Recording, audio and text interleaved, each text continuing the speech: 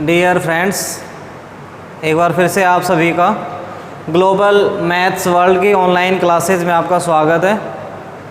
यहाँ पर हम बात करेंगे class BSc part 3 subject mathematics और उसके अंदर भी पेपर कॉम्प्लेक्स एनालिसिस।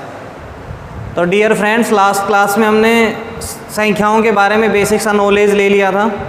अब यहाँ पर इसके अंदर वहाँ पर हमने वास्तविक संख्याएँ हैं वहाँ तक का नॉलेज हमने लिया था।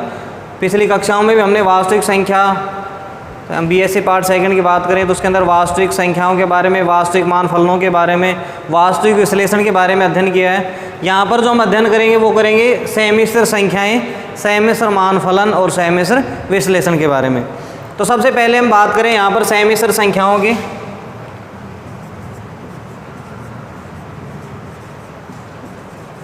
समिश्र संख्याएं, कॉम्प्लेक्स नंबर्स, ठीक है, कॉम्प्लेक्स नंबर्स। तो समिश्र संख्याएं किसे कहेंगे? यानी संख्याएं जो z बराबर x प्लस आयोटा y, इस रूप की जितनी भी संख्याएं हैं, z बराबर x प्लस आयोटा y रूप की जितनी भी संख्याएं हैं वो संख्याएं कैसे संख्याएं कहलाएंगी? समिश्र संख्याएं, जहाँ पर x y ये किस में बिलोंग करेंगे? R में। यानी x और y कैसी संख्याएं हैं? वास्तविक संख्याएं। तथा आयोटा किसके बराबर है? अंडर रूट माइनस 1 के। अंडर रूट माइनस 1 को किससे लिख रहे हैं हम? आयोटा से। तो देखो एक यहाँ पर z समिश्र संख्या हो गई, समिश्र संख्या। x को कहेंगे हम z का वास्तविक भाग। क्या कहेंगे हम इसको? z का वास्तविक भाग। y को कहेंगे z का काल्पनिक भाग और इसको लिखेंगे रियल पार्ट ऑफ z। ठीक है, x को तो क्या लिखेंगे? Real part of z। y को लिखेंगे imaginary part of z, imaginary part of z। समिश्र संख्या z बराबर x प्लस आयोटा y, ये समतल के अंदर, प्रत्येक समिश्र संख्या समतल के अंदर एक बिंदु को निरूपित करती है।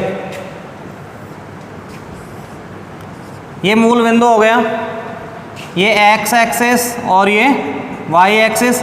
कोई भी बिंदु है P x y, और यहाँ पर देखो क्रमिक युग्म के रूप में हम किसी भी समिश्र संख्या को इस रूप में लिख सकते हैं, x y लिख सकते हैं ना। z बराबर x प्लस आयोटा y को हम लिख सकते हैं x y। और यहाँ पर क्रम का भी ध्यान रखा जाता है, ऐसा नहीं है ये कभी भी बराबर नहीं होंगे y और x, ठीक है, इनके क्रम का भी ध्यान रखा जाएगा। पहले नंबर पर वास्तविक भाग और दूसरे पर काल्पनिक भाग। यानी जो आयोटा के साथ आ रहा है वो तो काल्पनिक भाग है और जो शेष बच गए वो वास्तविक भाग है, ठीक है। काल्पनिक भाग के अंदर आयोटा शामिल नहीं है, आयोटा के साथ जो संख्या आ रही है वो किस में आ जाएगी? काल्पनिक भाग के अंदर, ठीक है। तब यहाँ पर हम बात करें कि प्रत्येक समिश्र संख्या समतल के अंदर एक बिंदु को निरूपित करती है। कैसे? जैसे समिश्र संख्या z x plus iota y, तो जो समिश्र संख्या z है वो किसको निरूपित करती है? OP को मिलाने वाले सदिश, इसको निरूपित करती है ये z, ठीक है। इसलिए यहाँ पर ये तो हो गया x और यहाँ से यहाँ ये हो गया y। इस अक्ष को बोल देते हैं हम वास्तविक अक्ष। कौन से अक्ष बोल देते हैं? वास्तविक अक्ष। और y को बोल देते हैं काल्पनिक अक्ष, इसको बोल देते हैं काल्पनिक अक्ष, ठीक है। और इस समतल को बोल लेंगे हम आर्गेंड समतल, आर्गेंड समतल या गासीय समतल, गासीय समतल। इन समिश्र संख्या को जिस तल में लिखा जा रहा है, जिस समतल में लिखा जा रहा है उसको कौन सा समतल बोलेंगे? आर्गेंड समतल या गासीय समतल, ठीक है। यहाँ तक किसी की कोई समस्या नहीं है। z बराबर x प्लस आयोटा y रूप की जितनी भी संख्याएं हैं वो सभी संख्याएं कौन सी संख्याएं हैं? समिश्र संख्याएं। या समिश्र संख्याओं को z बराबर x प्लस आयोटा y रूप में लिखते हैं, जहाँ पर x z का वास्तविक भाग है और y z का काल्पनिक भाग है, ठीक है। इसके बाद में हम बात करें z की कुछ प्रॉपर्टियों की, यानी समिश्र संख्याओं के कुछ गुणधर्मों की बात करें, जिनमें सबसे पहला गुणधर्म है समानता का। सबसे पहला गुणधर्म कौन सा है? समानता। देखो दो समिश्र संख्याएं Z1 और Z2, इनकी बात करें, ये कभी भी इनके अंदर ये रिलेशन नहीं आएगा जैसा वास्तविक संख्याओं के अंदर आता है कि एक वास्तविक संख्या दूसरे वास्तविक संख्या से या तो बड़ी रहेगी या छोटी रहेगी या बराबर रहेगी। लेकिन यहाँ पर ऐसा नहीं है। यहाँ पर क्या है, ना तो हम ये कह सकते हैं कि Z1 Z2 से बड़ा है या Z1 Z2 से छोटा है, ये रिलेशन नहीं आता है, ये परिभाषित नहीं है किसके अंदर? समिश्र संख्याओं के अंदर। केवल और केवल Z1 और Z2 क्या हो सकती हैं? बराबर हो सकती हैं। Z1 और Z2 क्या हो सकती हैं? बराबर हो सकती हैं। और किस स्थिति में बराबर हो सकती हैं? यदि Z1 को तो हम लिखें A प्लस आयोटा B और Z2 को लिखें C प्लस आयोटा D। ठीक है, तो Z1 और Z2 कब बराबर आएंगे? यदि और केवल यदि वास्तविक भाग वास्तविक के बराबर तथा काल्पनिक भाग के बराबर। और ये गुणधर्म कहलाता है समिश्र संख्याओं की समानता का, कि कोई भी दो समिश्र संख्याएं केवल क्या हो सकती है? समान हो सकती हैं। और समान भी कब आएंगी? Z1 बराबर Z2 यदि और केवल यदि A बराबर C और B बराबर D।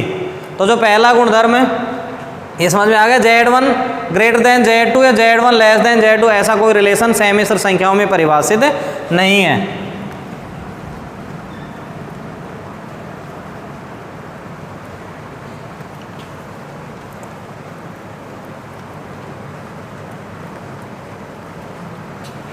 तो समिश्र संख्याओं की समानता की हम बात करें तो माना यदि Z1 बराबर A प्लस आयोटा B तथा Z2 बराबर C प्लस आयोटा D, कोई दो समिश्र संख्याएं हैं, ठीक है, A B C D ये किस में बिलोंग कर रहे हैं?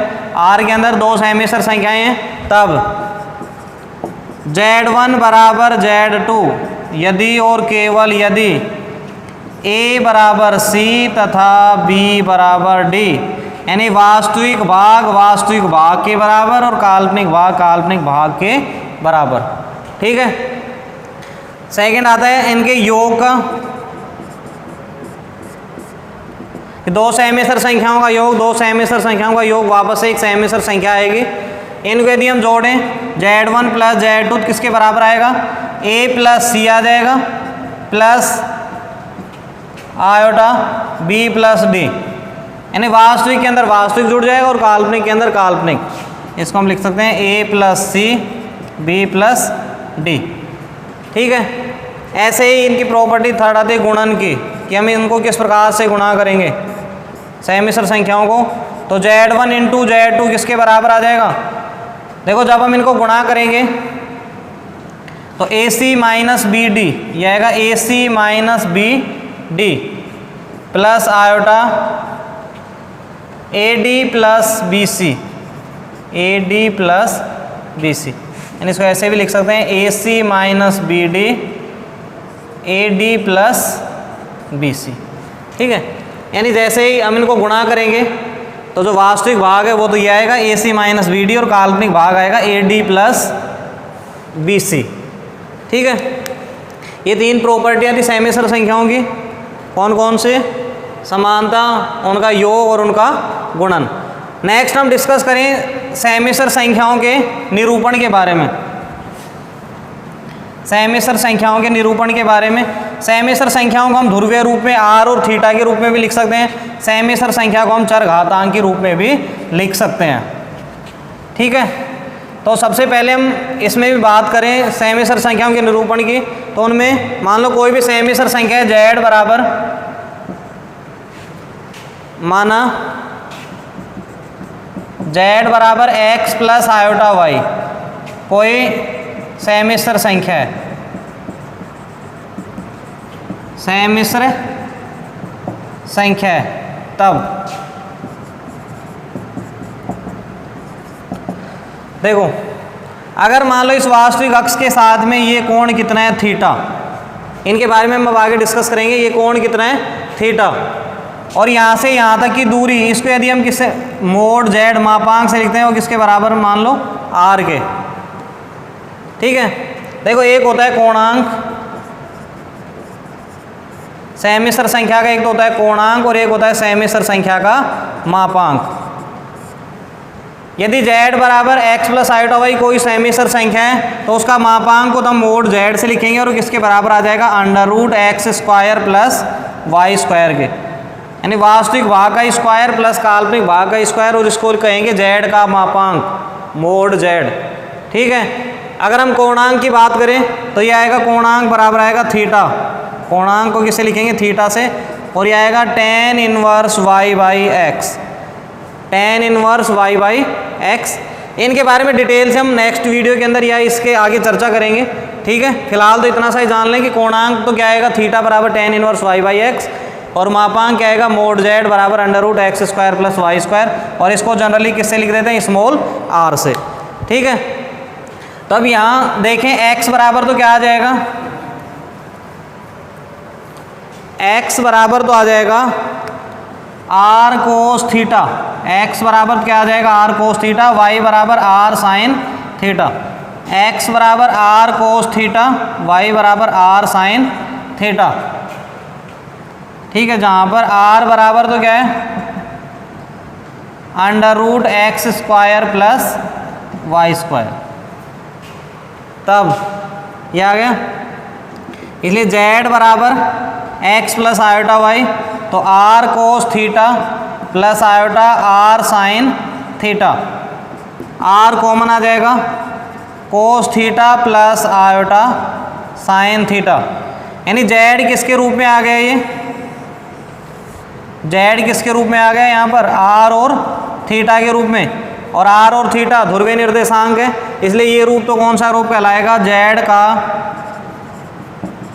ध्रुवीय रूप, z का ध्रुवीय रूप। ठीक है।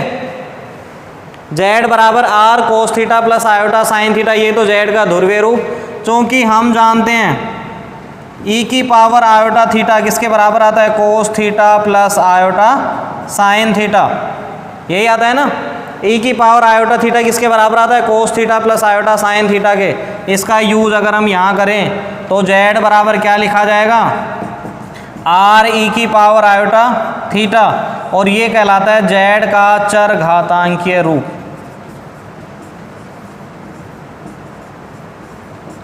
ये कहलाता है z का चर घातांकीय रूप। ठीक है। यहाँ तक सभी को समझ में आ गया होगा। सहमिश्र संख्या जो भी संख्याएं x प्लस आयोटा y रूप की लिखी जाएंगी, जहाँ पर x और y कैसी संख्याएं वास्तविक संख्याएं हैं, वो संख्याएं सहमिश्र संख्याएं कहलाएंगी। प्रत्येक सहमिश्र संख्या समतल के अंदर एक बिंदु को प्रदर्शित करती है। ठीक है।